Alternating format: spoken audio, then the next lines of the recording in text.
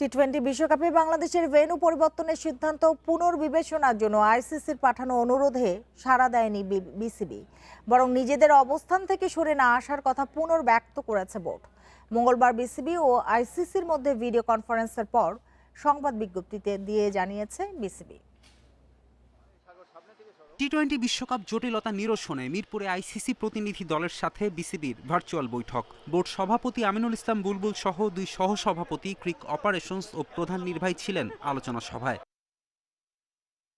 কম সময়ের মধ্যে ভেন্যু পরিবর্তনের কারণ দেখিয়ে বাংলাদেশকে নিজেদের অবস্থান থেকে সরে আসার অনুরোধে ইতিবাচক সাড়া পায়নি আইসিসি। নিজেদের অবস্থানেই অটল থাকার সিদ্ধান্ত বিসিবির।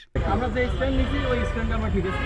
আমরা আমাদের স্ট্যান্ড থেকে এক ইঞ্চিও করবো ইন্ডিয়াতে আমরা যাবো না কোনো কথা না। আমরা আমাদের কথা বলেছি, আমরা তারা অল্টারনেটিভ হেল্প করছে এবং আলোচনার পর পেরেছে।